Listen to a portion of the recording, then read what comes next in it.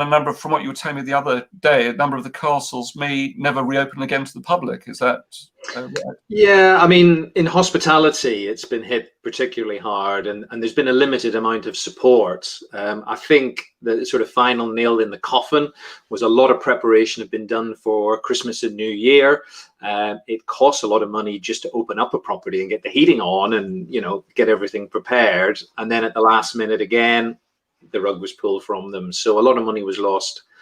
When I'm speaking to castle owners, as I've seen with other, you know, business people who are running businesses at a higher level, they're all starting to reevaluate, and they're looking at the lifestyle. So, you know, one castle owner who has 3 bedrooms, a little bed and breakfast up in Scotland, she was just saying, until there's, you know, there's clarity and there's people coming into the country, and she has an international audience, she's just going to close for this year. That's it. She may open up in August. We'll wait and see.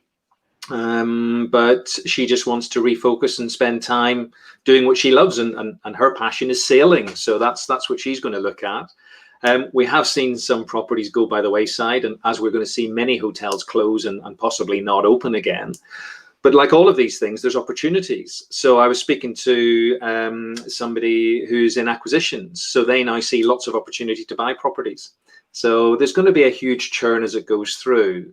But a lot of them have battened down the hatches for the early part of this year. And then, you know, come just before Easter, they'll hopefully all open up again. And then we'll see what the audiences come through. But it'll be a local audience. It'll be a staycation market for sure. Right. We'll talk about it a little bit more in this moment. Thank you very much for that, Roger. And for those of you who are watching live, today is the 14th of January, as you can see from this slide. So if you're watching a recording after today, obviously this is what we're discussing today is very current to this current market. But I think there is hopefully a lot more positivity coming around. We can hopefully bed in around that. But Roger's going to be sharing lots of insights on how to stimulate business growth as an entrepreneur. And I think the crucial word around there is 2 words around growth and entrepreneur. So it's a completely different breed. A number of you have already introduced yourself. If you haven't done so, just please do say hello in the chat. Tell us what you're passionate about, why you do it, why you like to make a difference, and also be bold with your questions. It makes the program much more exciting when everyone's a little bit bold with their questions. Okay. In addition to, as for us as an organization, we've got a real desire to want to make a difference, and we want to be known for helping people to bring their sales forward, amplify their brand and get their time back, and show people the right methodologies and systems so people can achieve great results. A little bit of background on myself, and then we'll sort of really kick off after here, is I founded Business Growth Bureau nearly 7 years ago now, and I'd love to claim it's all my idea. It was because of a charity we'd done some work with. The CEO of that charity came back to me and said, because we gave him a lot of advice over marketing strategies and bringing in new donations and members, and they said, well, look, he came back a bit later on, so like, had you thought about setting up a service to help other people to win more business? And that's how Business Growth Bureau was formed. And I feel very strongly about the importance of looking after all your stakeholders. And I would class stakeholders being it's really anyone who's got a relationship with you, whether prospects, clients, partners, associates, employees, and suppliers, and of course your own directors, managers, and staff. If you could find a way of making everyone feel good about the relationship, that's really important.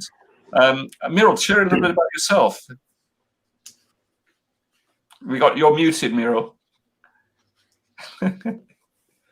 Sorry. I've been with Rupert for I don't know, I suppose 5, 6 years now, with Business Growth Bureau, and worked with Rupert for many years in the past in his past companies. I actually love working with people. I love that relationship.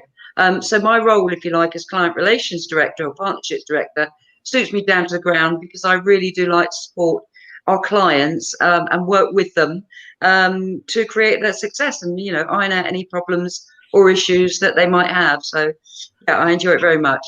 Yeah, great. Well, thank you very much. And for those who are wondering where Chris is, by the way, Chris is going to be co-hosting the show with me next week with our guest.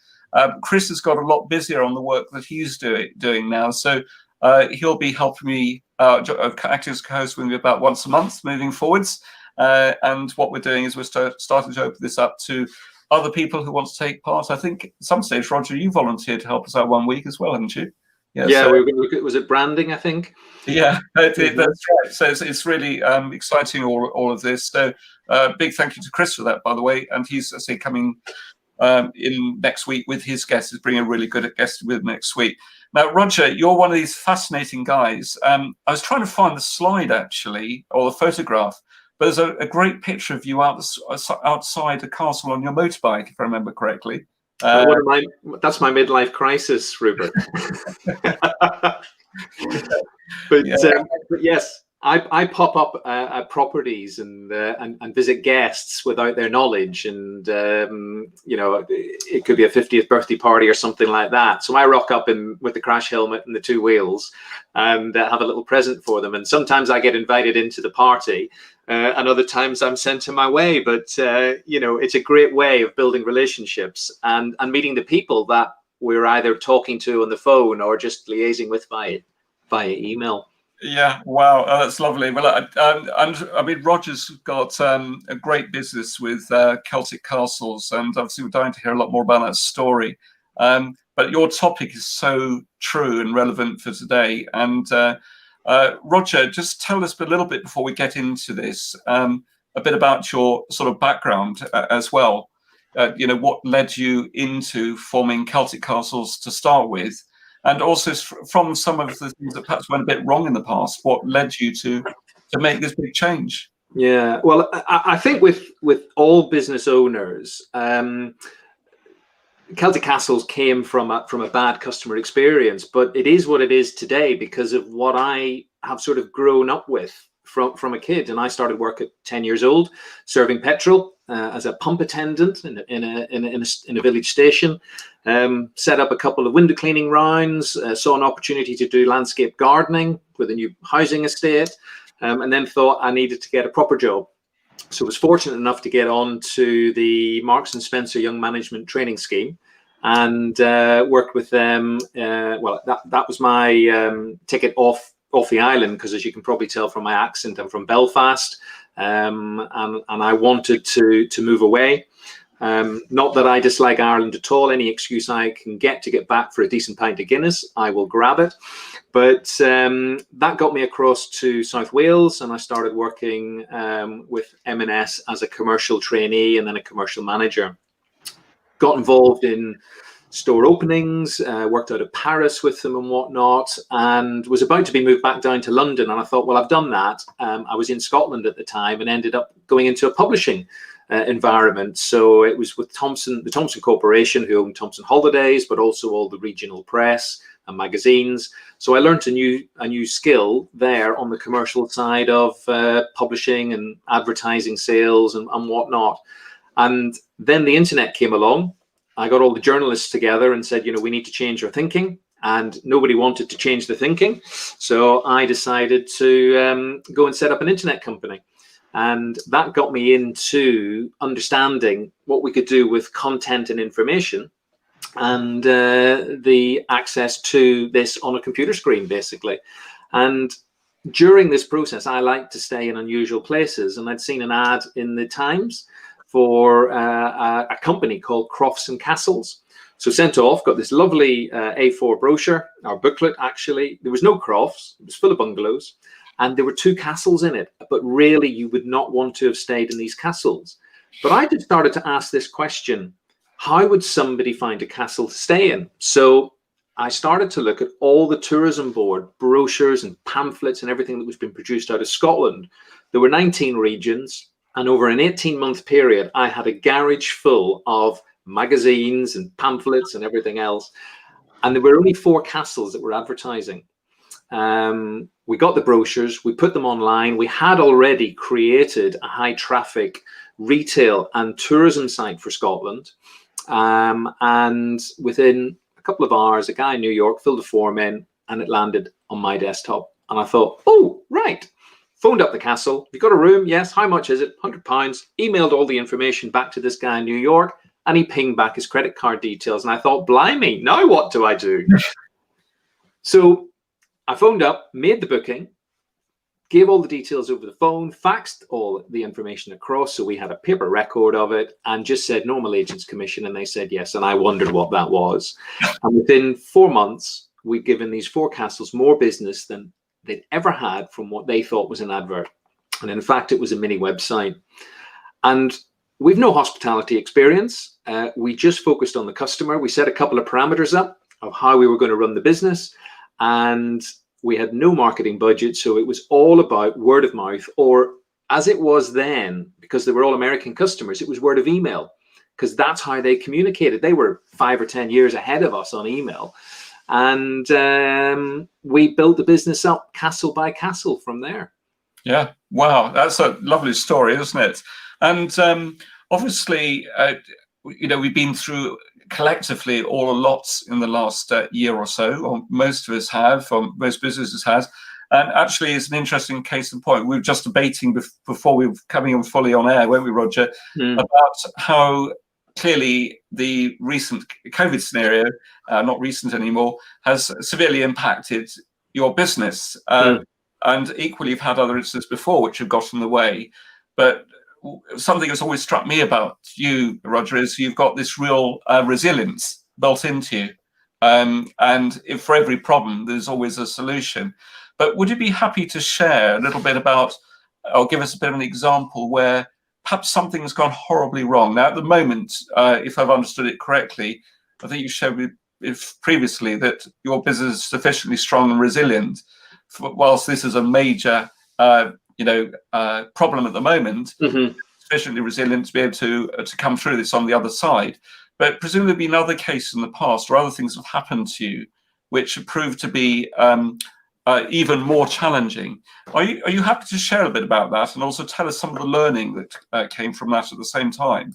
Absolutely. I mean, no matter what you do in life, you will come across challenges. That's personally, and also from the point of view of your business experience and journey. But I often believe that these things happen for a reason. I was faced with a situation where we'd set up a big travel company, and we were dealing with Americans coming inbound into Scotland. And I'd worked with a partner. My job was to bring traffic into the website, and I let him do the operational side of the business. Now, sadly, he passed away with cancer. And I can remember this morning, particularly, it was 5 a.m. He'd seen I was online, and he just texted me, and we'd taken our first £1 million. And he was absolutely over the moon. And then that night, he phoned me up, and he couldn't speak. He had lost his voice because the cancer was in his throat. Oh my God. The guy was an inspiration. His name was Andy, and it was just for him. He was so excited and so positive, and I just thought, gosh, if I was ever in that situation, I would just hope I would be so positive.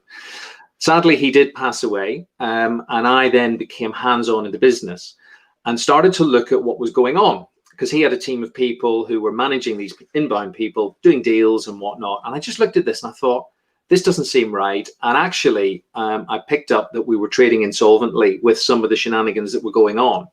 And I basically said, if we don't change our practice here and get these balances in the right place, as a director, I have to close this business down. And they didn't change their ways. There was more debt, and I closed the business down. But here's me thinking I could see what was going on. What was happening in the background is there were huge debts piling up that I didn't know anything about. So all of a sudden, I'm sitting there at 5 a.m. worried about, are the bailiffs going to come around and take the house and do this? Because I was the one being responsible for it. So having to close a business down that, starts to create even more debt than you thought was there already because of stuff that was going on in the background. And this apparently was common practice in the previous roles that they were doing in other travel agents. I just thought, no way. I'm not putting up with this. So I went through that pain, and it was horrendous. But what I don't know about negotiating debt and reorganizing payments and dealing with banks and inland revenue and the taxman and everything else, well, if it was to happen again, I know exactly where to start, what order to go in. So although I spent probably 2 years going through a lot of pain with this and a lot of worry and a lot of anxiety, at the end of it, I've learned loads, and that experience starts to build loads of confidence when you come to looking at other opportunities going forward, and also new things to look out for. Yeah, well, thanks for sharing that. Something which I'll just share as well. I won't go into massive detail there because we talked about it as part of the previous session, but very similar to yourself, I had an experience about 12 years ago, and we actually had to tragically let that business go. It came at a massive personal cost, which these things invariably do. But actually, fun enough, the part which I found particularly difficult is I think this real sense of failure that comes from it, whether it's your fault or my fault or whether it is, in a way, it doesn't matter. And it is about being continually resilient with all of this. And I've got great respect and admiration for people at the moment who've, in sectors, possibly like the hospitality sector or hotels or in restaurants, who've been very bad, or retail, very badly affected what's going on. And obviously, what people forget about is the human cost, not just of people being made redundant, losing their jobs. There's also all those directors of companies which are going to get called on their personal guarantees. And you may well find there'll be a problem in the housing market in 6 to 12 months' time because they're being forced to sell their properties. Yeah. So, I really feel for people in that situation. Obviously, you made a very difficult decision then at the time, but it's the only decision you could do from a legal perspective, I guess. And what would you see has been obviously you mentioned that you were able to adjust your model or were able to come back and the learning from that has really helped you moving forwards to spot the danger signs. You refer to this as being almost, don't focus on failure, see it as being the gift of fantastic feedback as well. I mean, in real terms, every business has challenges every day, every week, every month of the year. Have you got some tips around that in terms of how to spot some of the danger signs? It could be to do with cash flow, that could be an obvious one, but are there some other danger signs that people need to watch out for in their business, which could cause a major problem? And what are some of the solutions you found around that? A business is made up of many cogs. So I think one of the key elements with any business is to have some key measurement criteria that would highlight it. I mean, the classic for every business failure is cash flow. And you need to have a system where you can manage that and understand exactly, where you sit. Because as a director, you shouldn't be trading insolvently. It fascinates me how many people don't know what their tax situation is, their VAT situation is, until the accountant comes and has a word with them. So, first things first, know on a monthly basis where your business is sitting and where the money is sitting and what's due and owed. When I first started as an entrepreneur, I was trying to do this on a spreadsheet. I am the world's worst administrator. So my golden angel is the bookkeeper, who comes in monthly and just ties everything up and puts it in the right box. And from there, prints a report out and we can look at that and we know what's happening. But on top of that, and again, I'm lucky enough to go in and out of lots of different businesses because I'm curious. I just like to, know what people are doing and whatnot. And one of the things in our business is I want to be able to push a button and see exactly where the business sits at that minute of that day. And lots of people don't have that in their business. So for me, even though I will maybe have 5 or 6 key measurement criteria, I can see that whenever I want, and I generally look at it on a weekly basis, and we report on it on a monthly basis. But knowing those key parameters and what measurement helps you, I mean, it was quite interesting. If we stay in hospitality, Airbnb, for example, just wanted to focus on the number of bed nights that were sold, and their view on that was it would give a clear indication of their product's value. So in your business, whatever that might be, how could you just get one measurement criteria that allows you to identify that you're doing the right thing? So I think measurement is a key element of spotting stuff. The other thing is feedback from customers, feedback internally from staff. Watch what they're doing. So it's people, it's process, it's systems. Those are all key elements. And that's probably my biggest learning from that travel agents, which we lost. But also we probably had the wrong people doing old-fashioned stuff, and what we had was quite a technical operation. And I didn't know enough about pulling packages together at that stage, or had the inclination to want to get into that detail. But what I did see was I saw wads of paper per customer. And it was just like, I hate paper. Paper to me is inefficient. And I just looked at this, and that should have been ringing alarm bells. And every time I asked the question, I just got the same answer. And I just thought, this doesn't seem right. But money was coming in, cash was coming into the business. So I let it roll, and I probably shouldn't have done. Yeah. Yeah, it's interesting here because cash, you know, they always talk about profit being, turnover being vanity, profit being sanity, but cash flow is king. And actually, I'll just add something to this as well, which obviously I know we've got a number of people here where you know, they may only just be a bit above or below the VAT threshold. So what is in your bank is perhaps a good guide of what's to come, as long as you keep on top of your suppliers who owe you money. But in real terms, if you're running a business which is looking to grow and scale, one of the tips that someone gave me a while ago, which proved to stand me in really good stead, is I think the importance of what you said about the daily dashboard is vital. But one of the things accountants never talk about, which really surprises me, is they'll talk about doing management accounts and cash flow forecasts and all this type of stuff. But the trouble is that many times management accounts are historic. There's things that happened in the past. Management, if you're looking at cash flow, you might project a month ahead or several months ahead. But the difficulty is what's really happening now. And a little tip that I've really remembered is the importance of creating what you class as a rolling 60-day cash flow, which is very different, because what you then do is literally, to set up to start with is a bit of hassle, but once you've got it in place, spending 10 or 15 minutes a day just looking at what's about to hit the bank and just moving those payments backwards or forwards by a few days here or there can make all the difference. And a bit of a personal story I've got on that one is, I remember when the business was turning over about £2 million a year, we suddenly thought, shit, we're going to actually run out of money in the next 7 days. It'd be all right in a month's time, but we're going to run out in 7 days. And I started to look at it and realized by just moving a few things around, that's literally all it was. We'd found an extra £50,000. Right. And it was there, but we were running on 30 or 40 days to pay supplier invoices and things like that, which is pretty good. So just by adjusting a few of those a few days and paying the VAT right bang on the nail, not early, you know, and this type of stuff, we suddenly found this money. So we actually didn't need to borrow any money at all. Yes. But if someone had been looking at the accounts, you know, it wouldn't have been a very pretty picture at that precise point in time. Yeah. So, but that almost having a rolling cash flow forecast as 6-day rolling cash flow forecast, you should really be on your daily dashboard, I think, as well as the number of leads and opportunities and prospects and all these other things as well.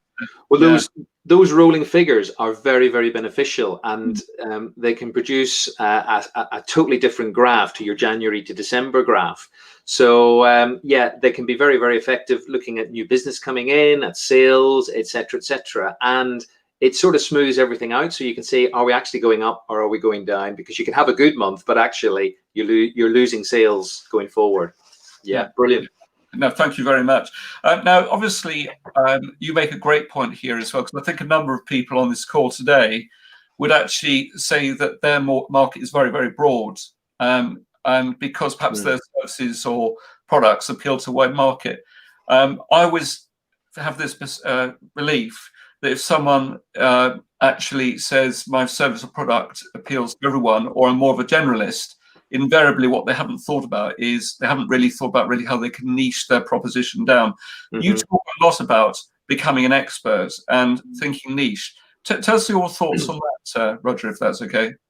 If you try to be all things to all people, you're not going to be very good at it. But if you specialize in one thing and become known for that, then that message starts to go out, but also you can really hone in on what you're good at. I mean, it's quite interesting when we get new castle sales advisors joining the business.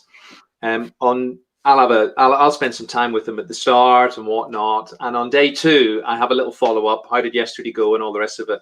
And we eventually get them on to email and then telephones. And after day 2, we'll have a telephone sort of simulation and just take them through sort of the standards. And it's not scripted or anything. It's just about them being who they are. But I tell them, you're now a castle expert on day 2. And they look at me and they'll say, well, if somebody phones up, you've been here 2 days talking about castles and you're in this environment, you don't know all the castles, you don't have all this knowledge, but if you ask the right questions, you will be able to support that customer with knowledge from the whole team. So that makes you an expert, and we just start to build one property at a time with them as we go through. But there's this lovely sort of story about the 10,000 hours becoming an expert and whatnot. But if you spend a lot of time focusing on a particular area, and in my case, it's castles, so it's about knowing the property, what it can offer. But ultimately, what I'm trying to do with that is that I want referrals.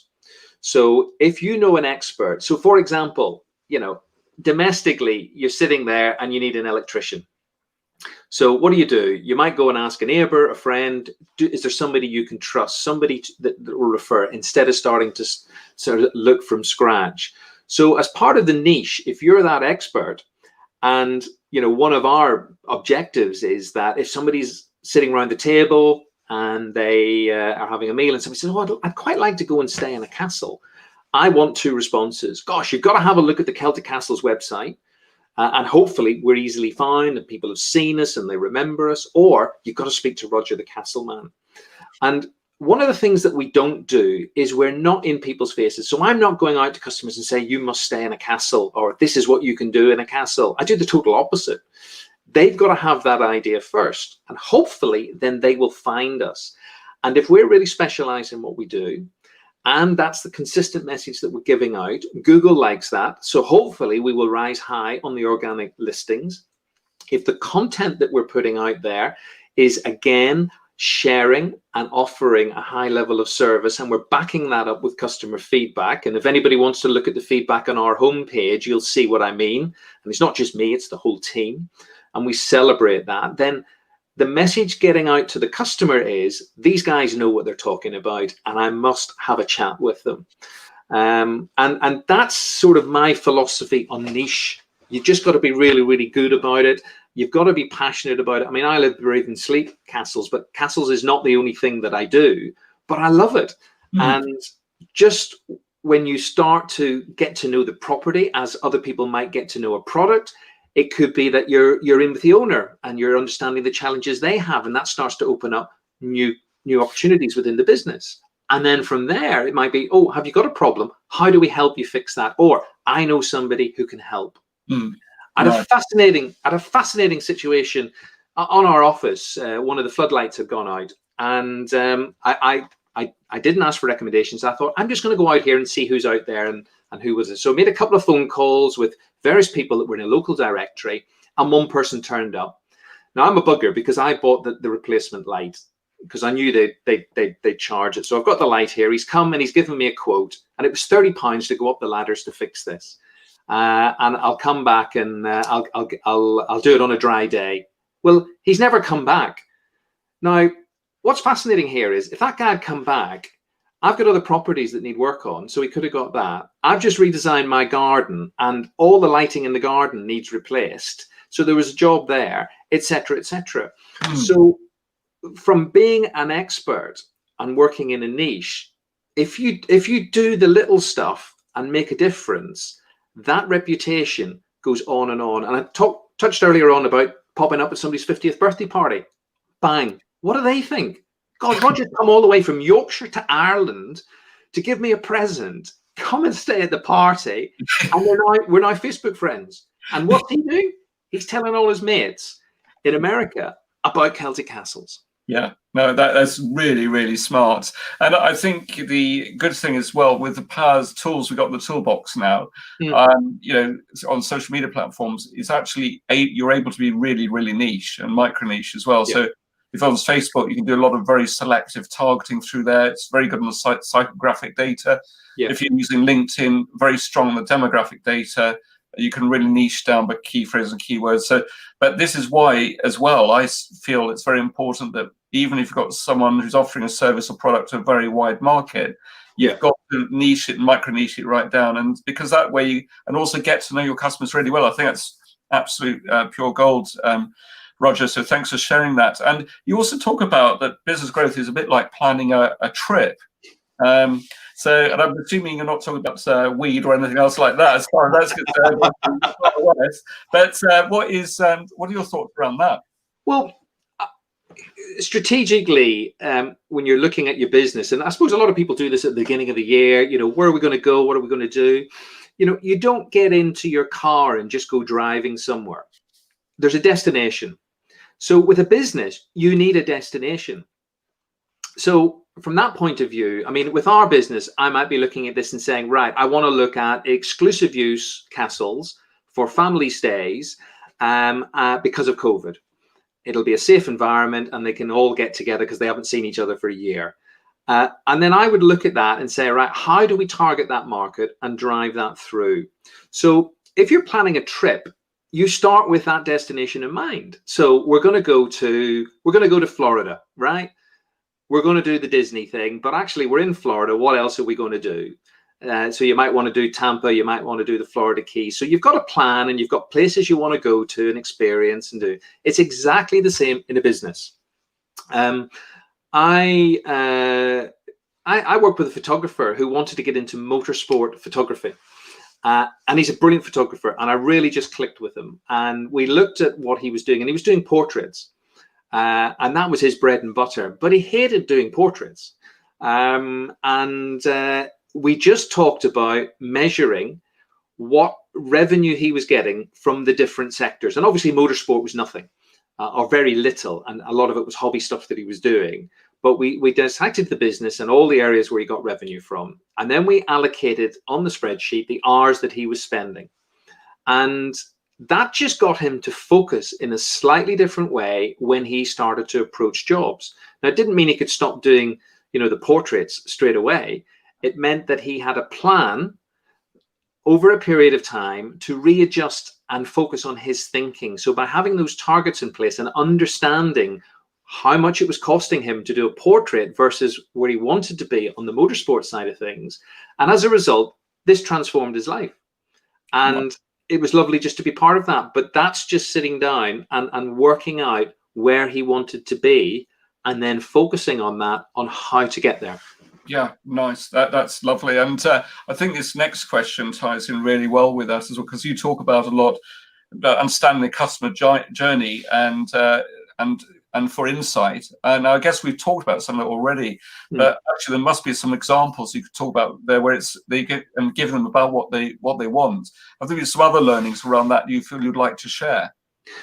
Customer journey, I think, and customer personas are really, really important. Now, I came across customer journey analysis. It was called process analysis in my publishing days.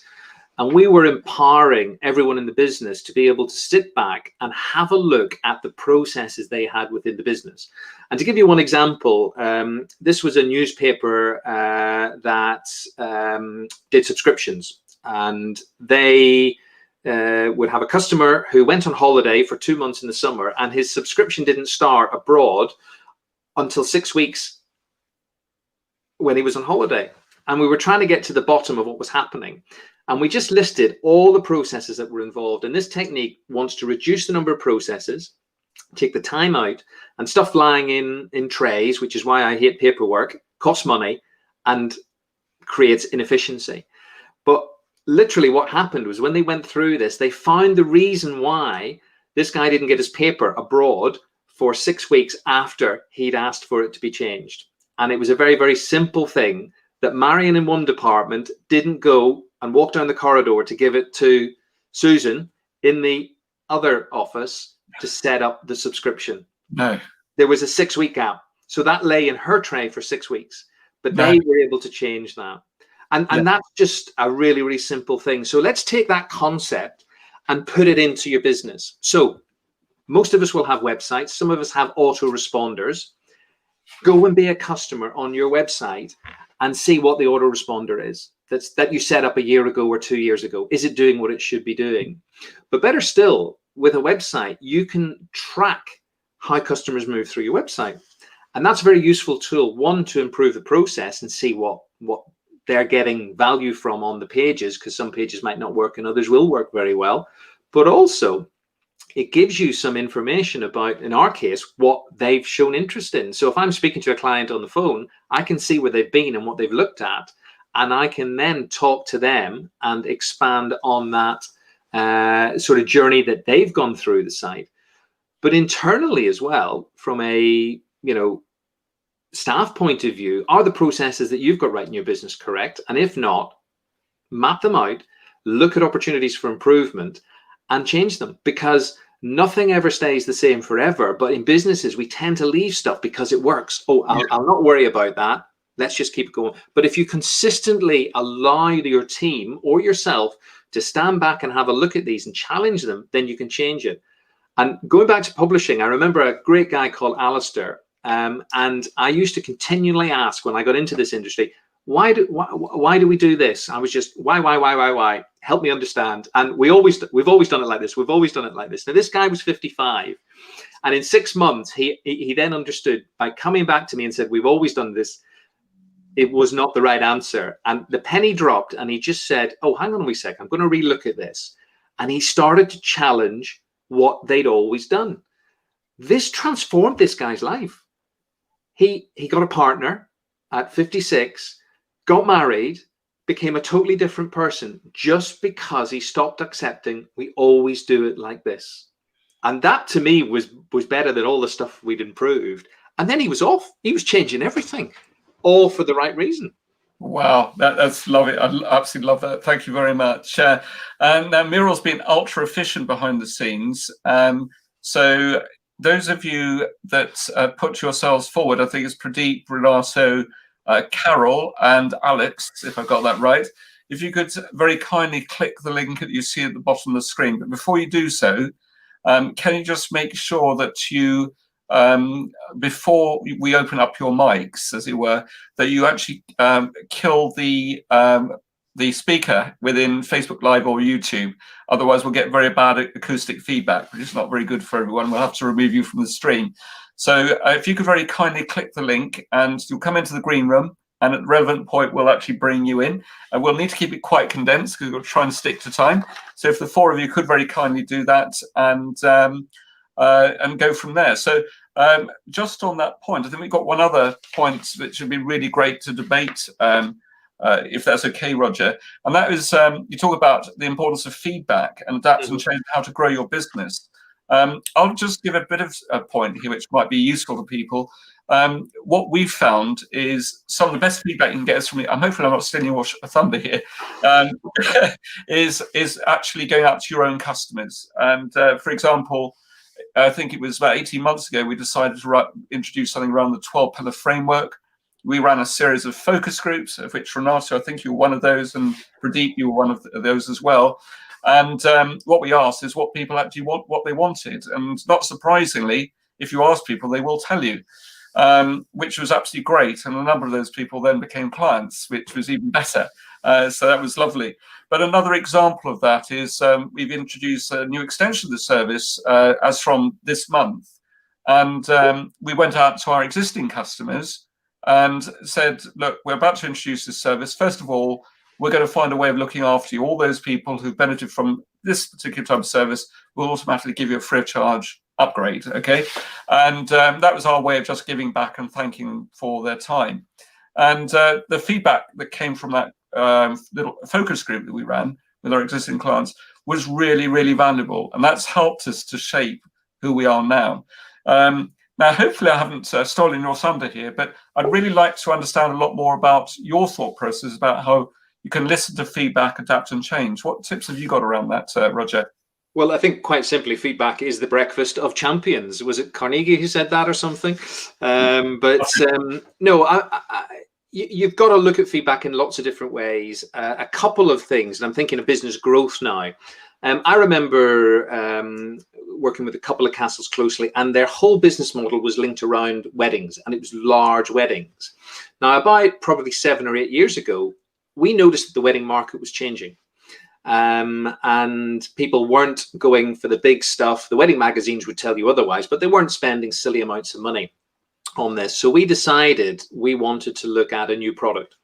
So the feedback that we were picking up from customers, oh, I don't want a large wedding, or we're traveling from abroad to the UK, because that was starting to get more popular. So we created a different area. So I talked about personas before. So one of our personas is a couple, male and female, whatever it might be, you know, and obviously, you know, you've got joint sex marriages and all the rest of it going on nowadays, which is great.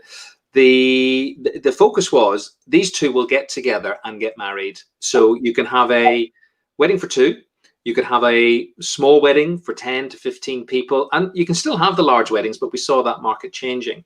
So we created these products, we packaged them up, and they've become very, very popular. And that is a lovely niche within a niche. Mm. But what we've also seen is these properties that were relying on weddings and the weekend business are starting to close now. They've gone bankrupt because the wedding market has changed, and they've not changed with that market. Right. Yeah. And they've not diversified. And because less people are booking up the weekends, so they've got empty weekends and stuff. So, you know, you've got to be aware of what's happening in the marketplace and picking up feedback from people as they go through. Another thing that we used to do was we would send a questionnaire out after they'd stayed at the castle. And that was great because we got all this stuff. They were getting a bit confused who Celtic Castles were and who the castle was. But yeah, we had this, great, that was great. And we could mark that off out of 10 for each property. But we were not getting any feedback about the amazing service that the team at Celtic were offering. So we changed that. So after we had sorted out the castle for them and they booked, we went back and asked them about Celtic Castles and the staff. And we got incredible feedback back, and I'm really proud of that, and that's what we publish on the website. And then after their stay, we go back and we say, right, tell us about your castle experience, and then we can publish that with each respective castle. So we split that feedback model, and that has been really, really valuable. One, for the team, because the team, we shared it anyway internally, but we didn't share it with the external world. So the team are plucking their feathers up, and they're working even harder to provide even better service and whatnot. And it's part of our DNA and our culture. And then also, when we're looking at the castles, you know, there's actually a few castles where we have to downgrade the feedback because it's so good, because they're getting full 10s and nobody's going to believe that. So we have to downgrade it to 9.9 or 9.8. But again, we know that when they get a Celtic Castles customer, they're really, really looking after them. And that's important to us because, again, part of that referral, that feedback, oh, you must use Celtic Castles, bang, is great. But going back to feedback then, it's like, how do we improve that even more? Because we don't make it obvious that they're being looked after because they're a Celtic Castles customer. Yeah, lovely. I love it. And thank you so much for that. I'm going to bring in, I think, Carol in just a moment. So be ready, guys, because you will be brought in. And I've also bring Muriel in. So here we go. So Muriel first. There we go. Lovely Muriel. And we'll bring Carol. So Carol, sorry we don't have a chance properly to speak as part of the previous session. But I know you'd worked this through with your table, and a little bit of a painful experience for you. But could you just share a little bit about some of the pain you suffered as part, that you felt as part of what went a little bit wrong, but actually how you turned that around? How have you turned that into a real positive? Are you okay to share that? Yeah. So, yes, certainly, Roger. Yeah. Rupert. Sorry. Yeah. So I'm a business writer. Sorry. Okay. Okay. Yeah, I'm a business writer. Carol, we're having a bit of a problem with audio. I'm a business writer, and I started my business about 5 years ago. Oh. you. Just, Yeah. Carol, what I'm we'll do not is sure. we'll come back to you in No, just a I'm minute. not. No, okay. Sure. All right.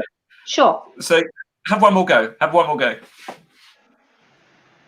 Over to you. Okay, I did mute face on Facebook, but so I'm a business writer, and about 5 years ago I started my business, and quite early on I had the potential to win a fairly big client, and I was very excited, but I priced too low. I won the I priced too low, and B, I let them negotiate me down even lower, and I won the business, and it was a year's worth of work, writing 2 articles a week for them, 2 articles a month for them, and I almost resented every time I had to. It was interesting work, but it got to the point where I resented it because I just wasn't, I wasn't making money on doing it. So at the end of that year, they decided to go with a bigger, sort of all round marketing agency, and I was actually quite relieved. However, 6 months ago, they came back to me. Funnily enough, they weren't happy with their big agency. They came back to me, and I've just I requoted. By that stage, I knew my value. I knew what I was offering. This was several years on, and I quoted at a much more realistic price. I won the business. I've just signed them up for a year, and I'm really looking forward to doing that work. So the pain was doing work that I resented and really felt that wasn't, it wasn't showcase. They weren't appreciating the value of what they were getting. The lesson was to really understand my own value and to be prepared to walk away if necessary. And actually, I've won that client back again, and I'm doing the work at a realistic price that gives them great value and gives me some profit. Yeah. As a matter of interest, how does that make you feel, Carol? How does that valued. make you feel? It makes me feel valued, and it makes me. I really enjoy the work. They're a great company to work with. I always did like the work, but when you're doing it at too low a price, it's very hard to enjoy that. So I'm really looking forward to working with them again, and I know I can really help them tell their story. No, that's lovely. Well, thank you very much, Carol, for that. Roger, any thoughts around that? Yes, I think we have all undervalued ourselves, and pricing is a topic just on its own merit. But if you are in a situation where you're in that element of you've underpriced it, they've cut you down, etc., and it's not working out, have that conversation, even if you have to break the contract, and just be open and honest about it, because they may come back. They obviously value what you offer, but if we undersell ourselves, that can also turn people off. So they sort of think, well, it can't be that much good if they're only charging this. And don't be afraid to go in with a higher price, because if then they want to negotiate down, what you can do is go with that, but bring it down to the level that you're happy with, if you know they do that, or alternatively keep it at the price but add more value that has a high perceived value to themselves, but does not take up a lot of time for you to deliver that. Yeah. 100%. Thank you very much, Carol, for that and for sharing. What I'll do is, if you don't mind, I'll return you back to the stream. If you could just make sure you rejoin the normal way through Facebook or YouTube. But thank you very much for sharing that, Carol. It was a brave thing to do, so I really appreciate it. So, thank you. And we'll come to Pradeep.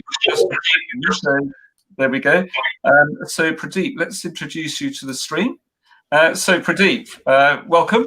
Now, tell us a little bit about some of the learnings from that, and what was something that perhaps didn't go quite as it seemed, but what was some of the learning around that? Would be really good to understand. From our table from the previous session, I think we had a core similarities in some of the things, because most of us came from corporate environment and transited into self-employment.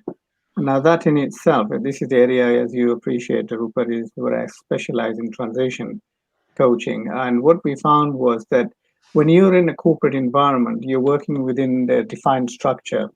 When you step into that role, you know what you're expected to do and you fulfill your responsibilities. But when you come out of that, you're in a big wide world out there. You had to create your own structure. And what we found, the three of us who were on that table, was that we were firing and shooting off in all sorts of directions, and not hitting the target at all. And we were getting frustrated and disillusioned. So it was a learning process. So it's not a sort of a disaster, but it was an experience, and a profound experience, because there's great learnings from that. And what we've all done since then, since transiting into self-employment, is be more focused. We knew pretty much what our niche was, and that's what brought us into self-employment, because in a corporate environment, it was getting very frustrated. We were not being recognized for what we had. And stepping out of it gave us the freedom to express and really build on our particular niche and areas of interest that we were passionate about.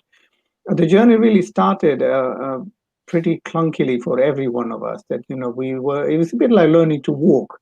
We're wobbling all over the place, in terms of speaking about clients, what we're trying to offer.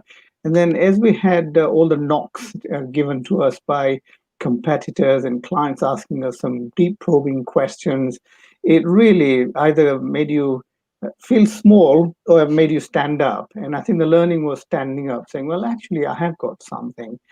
And then eventually it did come to pricing, because if you start comparing with somebody else, then you're not going to fit in anywhere, because you have to put a value yourself. It's like Caroline, we were talking about. Once you put a value to what you have, then you will find the clients who are willing to pay will come on the scene. Yeah, lovely. The ones who won't will stay clear of you. And that was a learning process for me. Sorry, Pradeep, if I could stop you there, because I also want to give chance to Alex and Renato as well. But I mean, I think there's great learnings from that. So thank you very much indeed. And I think a lot of this also refers back to always making sure you put the oxygen mask on yourself, because that way you can help others. But Roger, any sort of feedback or thoughts around what Pradeep has just shared there? I think we all go through that learning curve. Without a doubt.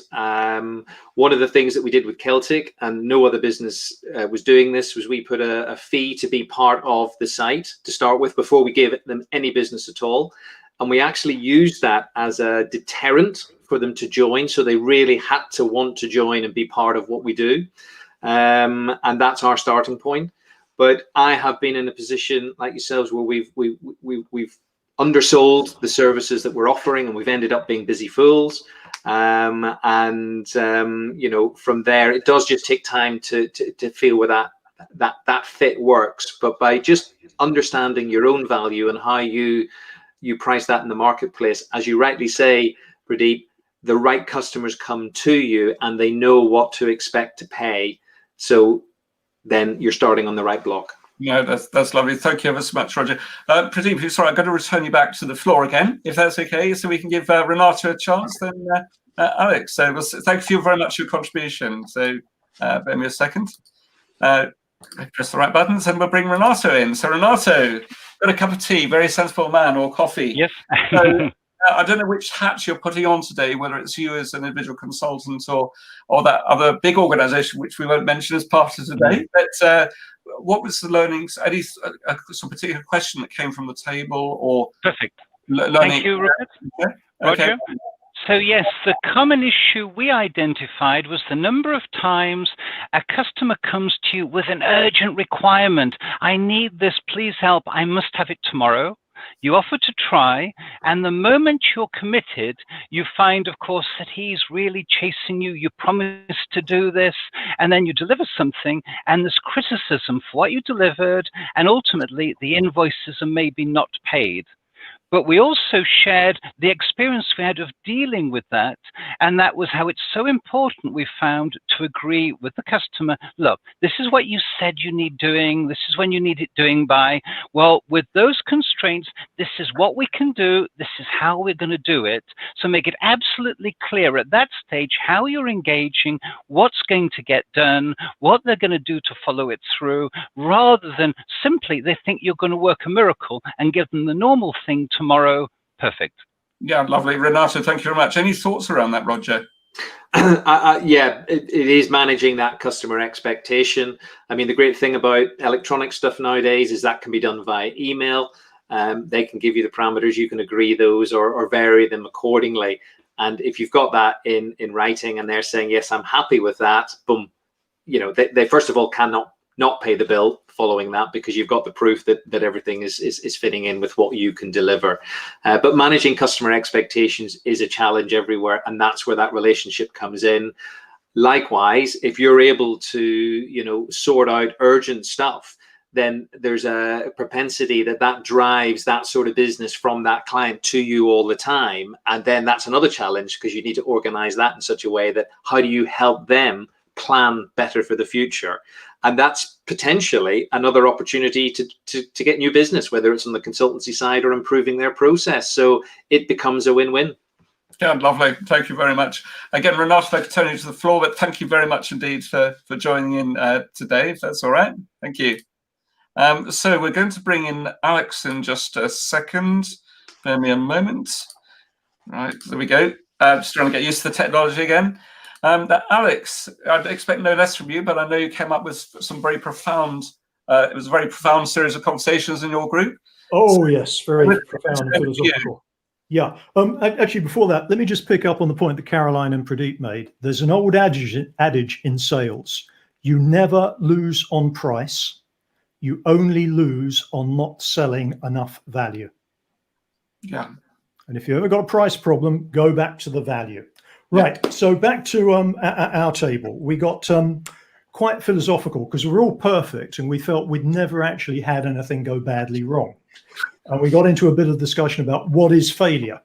And this gets quite interesting. What is failure, right? Is failure not achieving the plan you set yourself, even though that might have been pretty damn impressive, and just a miss is a bit of a success? So we talked about that a bit and came up with a consulting matrix. So if you can just imagine the standard consulting square cube in your head, along the bottom, you've got self and you've got external, the environment. Is it your own environment? Is it an external environment? And then up the vertical, you've got, were you surprised by what happened? Or should you have anticipated and maybe did anticipate what happened? Okay. Self, external, surprised, anticipated. You then say, okay, if you're in the external anticipated quadrant, that is completely inexcusable if something went badly wrong. You knew it was going to happen. It happened. You let it happen to you. The interesting one is if you are in the surprised quadrant, down the bottom left-hand side, the self, the internal quadrant, and you were taken by surprise. That's valid if something starts to go wrong there. But if you allow it to continue, it becomes anticipated. And therefore, the real sort of learning experience from things that can go badly wrong is if you are staying in that surprised quadrant, you're essentially firefighting. Mm. And if you're firefighting, you are so down there all the time, you are not having the opportunity to take your eyes into the anticipation horizon. And it comes back a little to what Roger was saying about numbers and metrics and the dashboard and so on earlier. If you don't have that dashboard ahead of you, don't be surprised you're firefighting. Don't be surprised you're not anticipating and having that anticipatory horizon. Yeah, I told you it was a bit philosophical and academic. There you go.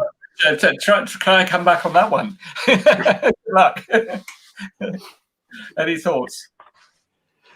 Well, I suppose it's like looking in the rear view mirror and looking out through the windscreen, to use this sort of car analogy. When you're driving, you're looking well ahead. You're not looking just one car in front. And yes, if something's being a surprise all the time, you are too close to that coalface and it does become totally reactive. And so many business owners are in their business doing, as opposed to on the business and focusing on what's happening next and where they can go. And it's almost like, what does the business look like in a year or 5 years, and how do you get there? It's that journey again. But you talked about failure. A friend of mine, Steve, who has one arm and is a pilot, believe it or not, his view on failure is success is, it's not all or nothing. It's a series of small victories. And I'm very much about get stuff wrong, but learn from it and improve it in whatever way you can. But yeah, if that's happening all the time, then you do need to stand back and reassess that and look at ways where you can mitigate that that's not happening, and you can improve that process for sure, Alex. But I like the synergy of it.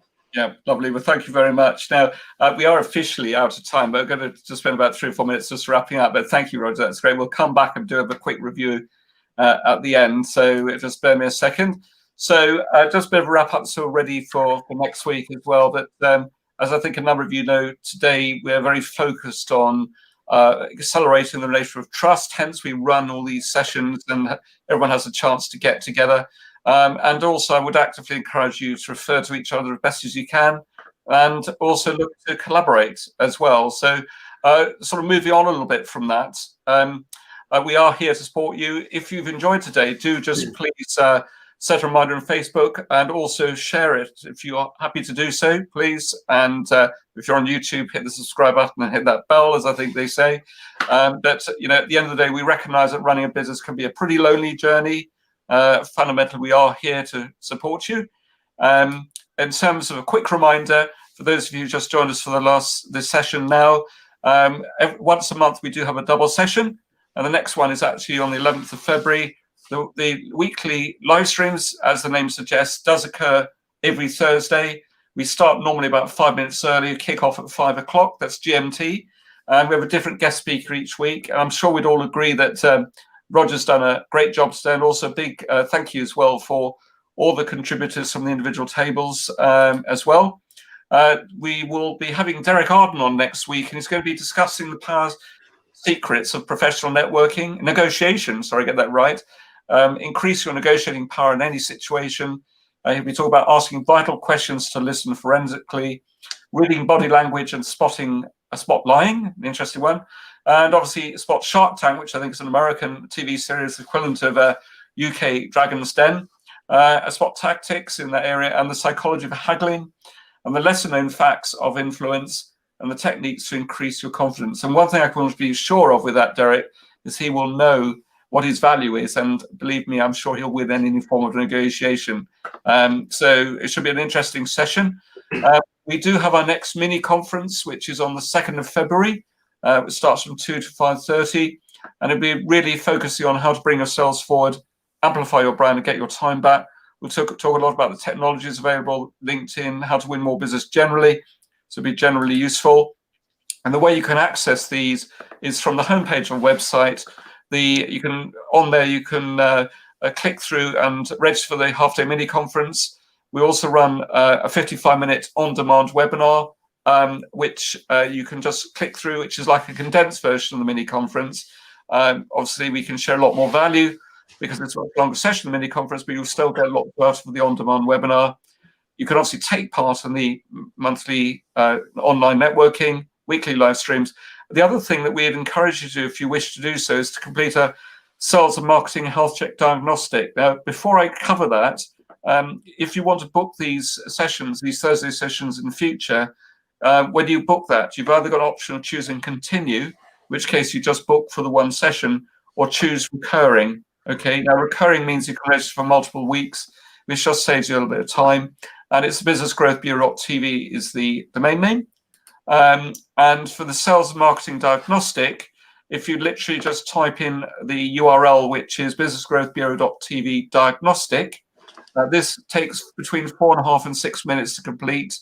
And what you can do is from that, you'll be able to download a free book on how to win more business on LinkedIn, plus a complimentary video. And you're very welcome to also book in a call with me or Muriel to discuss just using these links here. So do give that a go. In fact, I think several of you had a bit of a go on this already. So the contact details, obviously a big thank you to Roger for today.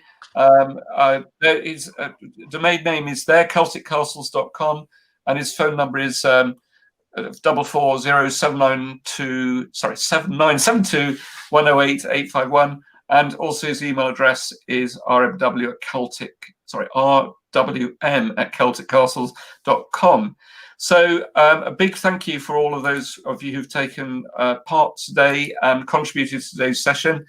Some closing thoughts, I guess, and perhaps Roger, if it's all right, might come to you last. But a very quick closing thought from lovely Muriel. So tell us what you picked up from today, Muriel, as part of the session. Oh my goodness, lots and lots. I absolutely love your positive mental attitude, Roger, especially of losing your business in the past, because you know that is absolutely devastating. But I'll never forget what my boys said to me when they were growing up. They used to do things and say things that really shocked me.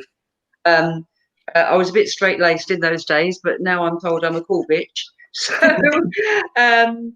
now if they do anything, it doesn't shock me. They said I needed to move with the times, and it really relates to your comment that you have to change with the market, in order to take your business forward. So that is very impactful. Thank you so much. Pleasure. Yeah, thank you very much. Yeah, we can't have any dinosaurs in this session today, can we? And Alex, what are some of your thoughts or takeaways from today? I found the forward-looking nature, that rolling forward-looking you were talking about, very important, Roger. And I come from a big corporate background, running business units with a very large corporation for whom cash is not an issue. Right. In theory. In reality, cash was one of the key metrics, and every business unit exec was required to forecast current month, next month, current quarter, next quarter, the full 9 yards of the financials, right? That way you don't get surprised. You might get disappointed, but you don't get surprised. Lovely. Thank you very much. I'm going to just say something very quickly, and I'll give a chance for Roger to take this away today. I'm going to apologise because all this session, it looks like I've had an argument in Breaking Bad, and I think it looks as if someone's pointed a shotgun to my head and I've got a massive hole in it.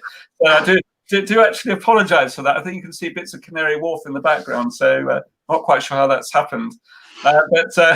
Anyway, as far as today's session, I found it great. I personally benefited a lot out of this. So Roger, a very big thank you to you. Roger, any sort of closing thoughts here or closing tips you would like to share with people as part of the session? Well, we've talked a lot about markets changing and whatnot, and business growth. But I think my key thing is be curious. Keep asking those questions all the time. Look at what's happening. Listen, pick up that feedback, and use that feedback to make you curious to go and ask a question, ask for help, look at another business. Don't be afraid just to have a chat with somebody and ask them questions, see what comes back, or have a look at their business and compare and contrast, because that will stimulate new ideas and creativity, which then can potentially move into growth. That is lovely. That's an absolutely brilliant closing series of top tips there, Roger. So thank you very much. Anyway, thanks everyone for joining today. Look forward to seeing you on next week's live stream, which will start at 5 to 5 for a 5 o'clock start GMT. Have a wonderful rest of the week, and we'll see you next Thursday. Yeah, take care, everyone. Thank you very much. Thanks Cheers. again. Bye-bye.